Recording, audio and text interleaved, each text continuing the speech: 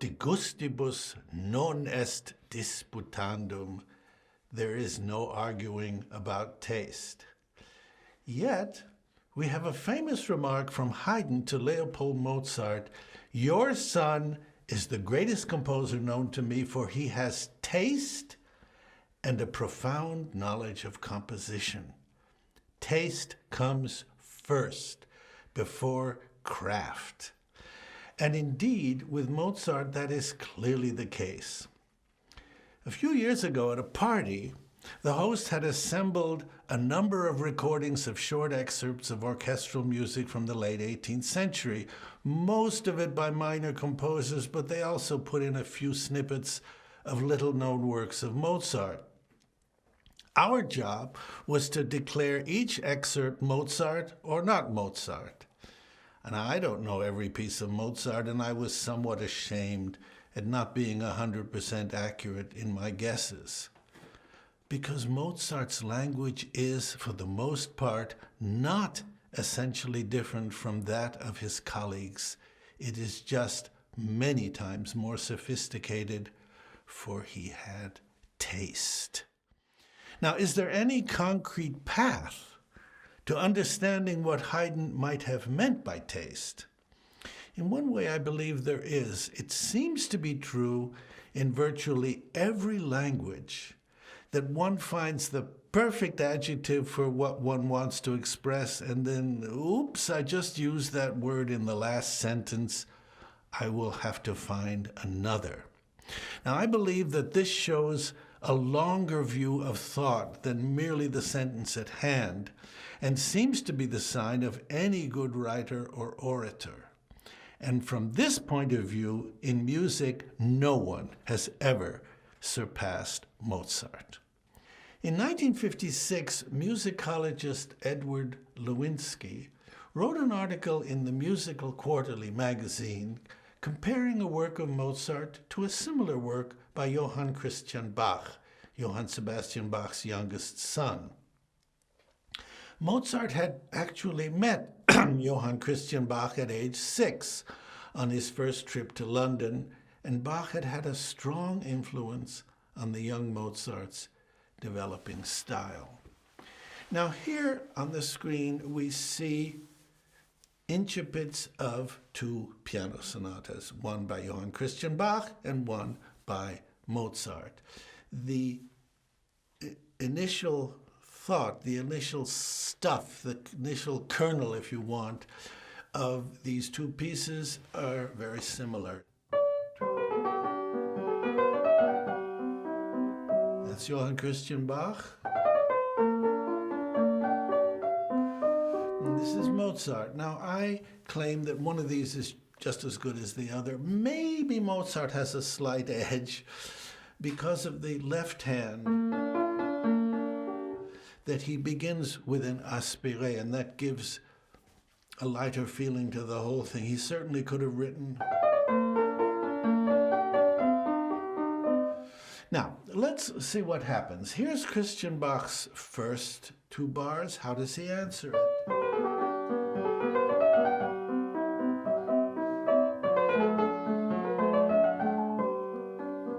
Well, how does Mozart answer his?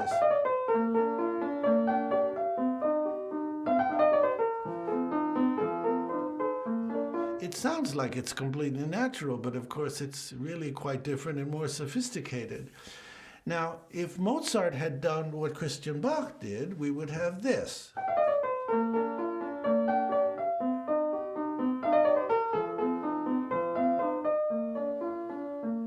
Could we do to Christian Bach what Mozart did in his second? Well, perhaps we can.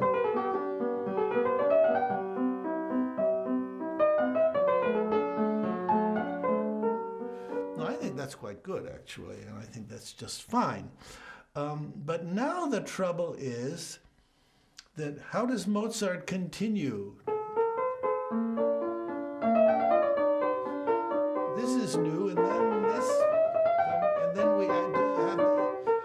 I mean, Mozart in every single bar is doing something new. Now, I tried to go back and do something like that in Christian Bach, but it turns out that I'm not really as good as Mozart. Here's what Edward Lewinsky tells us about this. The minor composer spends his invention in the first few measures. The rest is more or less self-perpetuating. The great composer never abdicates in favor of automatic propagation. He is permanently engaged with all his powers of concentration and imagination. Now, I'm a performer, I'm not a composer. Can we apply a similar thought to performers? I would adapt Lewinsky's dictum like this. The ordinary performer sets up her modus operandi in the first few measures. The rest is more or less self-perpetuating. The great performer never abdicates in favor of automatic propagation. She is permanently engaged with all her powers of concentration and imagination. Now, of basic importance in the examples we're going to look at here is the notion that music is like speech and is therefore in need of proper inflection. There are no languages in the world that are spoken like this. If any piece of music consists of evenly marked notes, we must learn how to make them uneven in order to convey their musical sense and syntax, just as we do in speech. Now let's look at a piece with nothing but continuous eighth notes. How can we find its proper inflection, and does the composer actually help us? What information does Schumann provide? Now, if we look at this, the rhythm seems to be da da da da da da da da da da da da da da.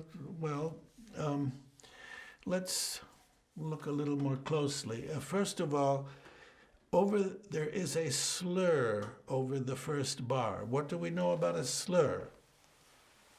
A slur means that all the notes taper gradually towards the last one, which is the weakest. But we also know that notes under a slur are slightly compressed. So if I still just look at the rhythm, it wouldn't be da da da da da da, but would be da da da da dee da da da dee da da da dee da da da. And of course, notice that it's in 2/4, not dee da da da, but dee da da da. So therefore, I will play the first bar, which I think is fine. Now, what happens in the second bar? Well, in the second bar, he adds another voice. Third bar seems to be like the first, and the fourth bar also has two voices, except now they are in verse order. But there's also the word diminuendo there, which presumably means that not a retard, but slightly getting slower. Then what happens? Then we start having two bars together. So if all the notes under a slur belong together, da da da da dee, da da da da dee, da da da dee, da da da da. So we started with da da da da dee da da da. Now we have dee da da da dee da da da. And of course we also have these signs, which, as we know, mean not accelerando, but somehow move forward and somehow come back. So let me play this as I would play it.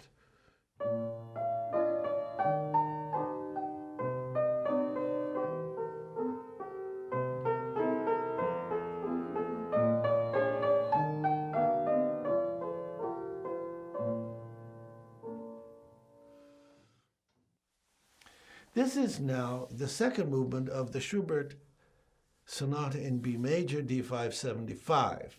Here we have another example of 4 two-bar phrases all built on the same rhythmic pattern. So da da da da da da dee da da. Dee da da da da da da dee da da. Dee da da da da da da dee da da. Dee da da da da da da da dee da da. Well, again, let's see what Schubert tells us. Now, the first thing we have to talk about, which I always want to talk about, is dotted rhythms.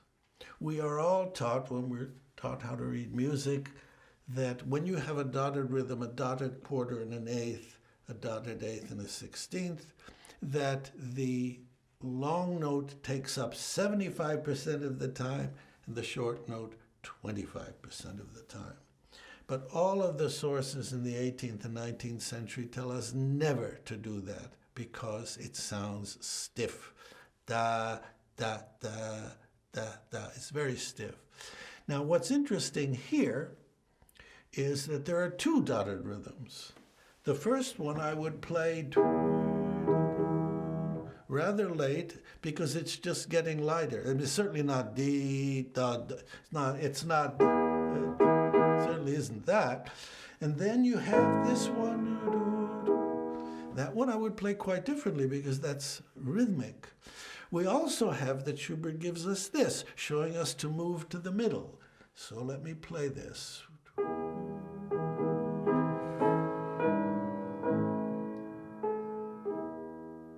And I think it's important to say, Schubert, who died at age 31, wrote more notes per minute than any other composer in the canon. And it's hard to imagine that he would sit infinitely fussing with this to get all of this sophisticated thing. I think he wrote down what he heard as he was writing quickly. And we have to learn how to read it. This, of course, I would also take more time than I took here because he wrote more notes. He could have written, but he writes.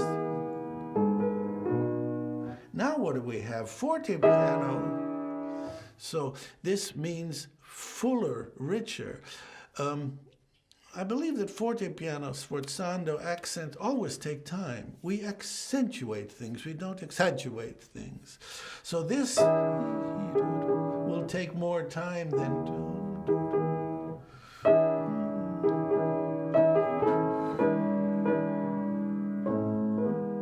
So again we have this, showing... And finally this...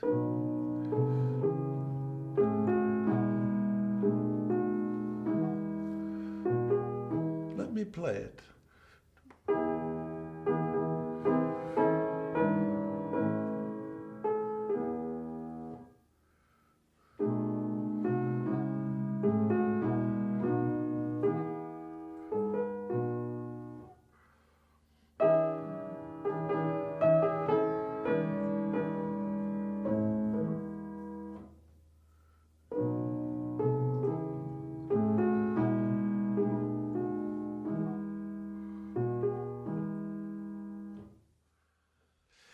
Chopin was often accused, even in his own day, of overloading his scores with too many small expressive details, especially too many pedal marks, far more and more detailed than virtually any other composer in the standard canon.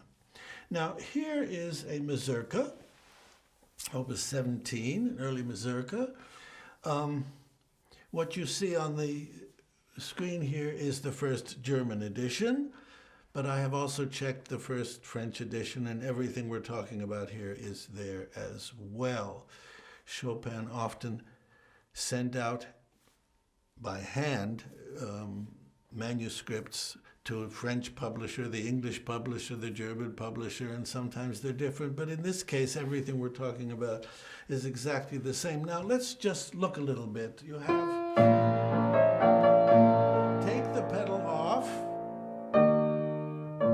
And you have a slur, da-dee-da, and we know what a slur means, right? Come together. Then you have, hold the pedal while you continue. you have two separate notes. So this is separate. First time it was, and now it's now.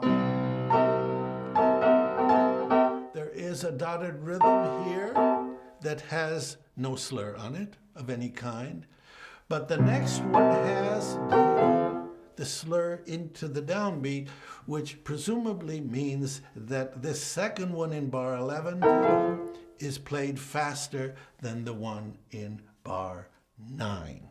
Let me play this.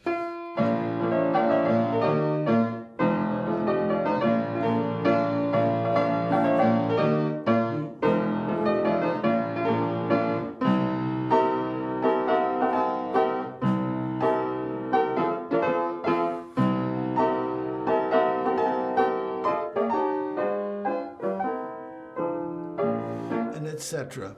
On your screen, you will see all the performances I found on YouTube. None of them do any of these things. They play the first statement and the second statement exactly the same.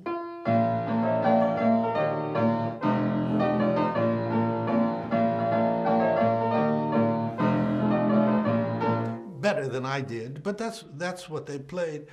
I'm sure there's somebody somewhere who does these things and who has really studied this, and I don't think it's a question of pianos. I am playing here on a copy of an 1815 Johann Fritz by Paul McNulty, but you can do this on a Fritz, on an Erard, on a Steinway, or a Bösendorfer. All of these things are perfectly possible to do. I also don't believe that I'm obliged to do this.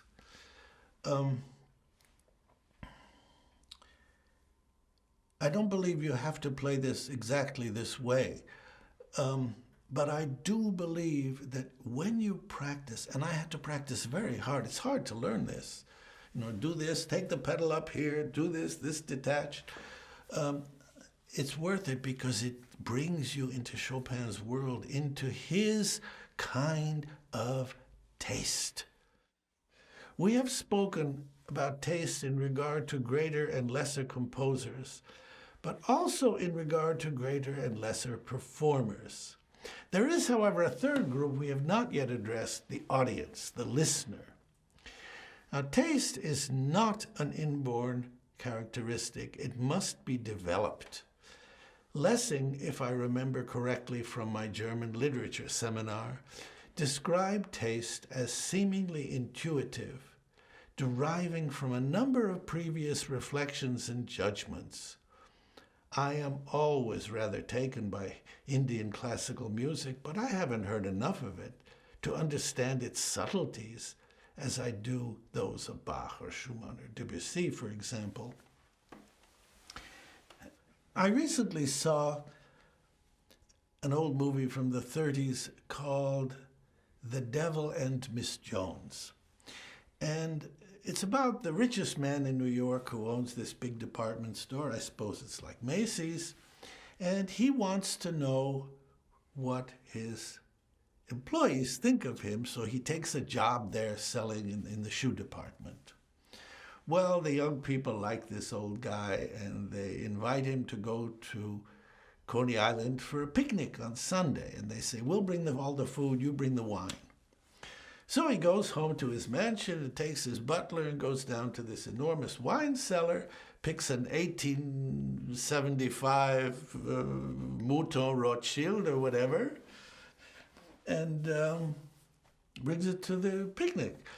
And so they pour it out, and these young people taste it, and boom, they spit it out. They say, my God, who sold you this? Whoever sold you this cheated you. This is just horrible. Maybe if we put it in Coke, it'll become palatable. So taste is something that has to be developed. Now, I'd like to look at an example you see on your screen of Haydn. Now, this is in the first movement, the closing theme of its grandest of all Haydn sonatas that he wrote in London. And let's look at what happens.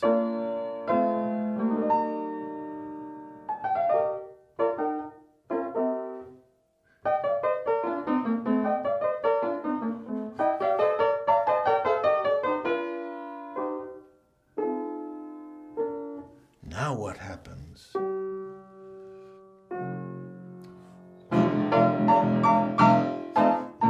Well, that's fine. Now, let's see what happens at the end when this is now in the tonic.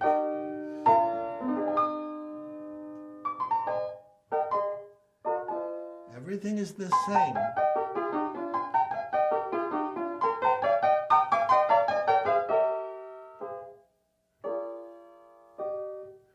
Now we have this and this. The listener says, well, we'll have that. And what does Haydn do? My God, and then I love that. Anyway, Woody Allen, in his movies, will have some sort of joke at the end, which is only understandable if you remember what was said 2 hours earlier. Woody Allen goes to the showings of his films. If people didn't laugh, he wouldn't keep doing it. Haydn was 63 years old when he wrote this. Most famous composer of his time. For these London audiences, I believe the London audiences must have fallen off their seats with laughter. Now, how can we as performers, can we bring Haydn's joke? Can we have people falling off their seats? I'm not quite sure, but I would like to tell the following story, which I think is pertinent. Many years ago, a friend of mine, the distinguished Norwegian pianist Liv Glaser, was given a big award. And there was a ceremony and a concert, and I happened to be in Europe, and they invited me to play there as a surprise, and that was great. Well, one of the things that happened during that evening was that there was a 70-year-old, maybe 75, woman, very famous Norwegian actress apparently, who recited a poem for 15 minutes in Norwegian. Now, I do not speak Norwegian, but I know English and some German, and I was able to figure out what this thing was about, that this woman, her man, her husband, her brother, her father, her lover, I don't know what, was off to sea and was drowned. Now, that might not even be right, you know, but what's important to say here is it was one of the most moving things I ever heard, because this woman imbued every single word and every sentence and every expression with so much, what would I call it, expressive depth and clarity that one couldn't help but be swept along.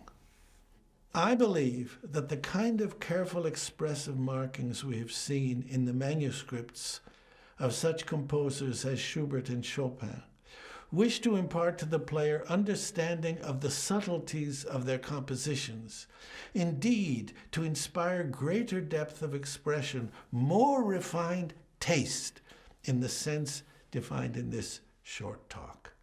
Urtexts, that is to say original manuscripts, are often wrongly considered as some kind of holy writ to be obeyed in an exact and absolute fashion. The kinds of expressive markings we have been looking at here are suggestive rather than prescriptive, leading sensitive interpreters to more flexible interpretations than a simple rhythmic notation of eighths and quarters is able to communicate. In our students and in ourselves, we must work to gain the deepest possible understanding of the works we play. And the great composers, if we pay attention and know how to read their expressive markings, will help us as virtually no other guide can. We've endeavored here to show that there is far more expressive information in notation than is generally realized, and that deep and insightful study is the first requisite towards their best realizations.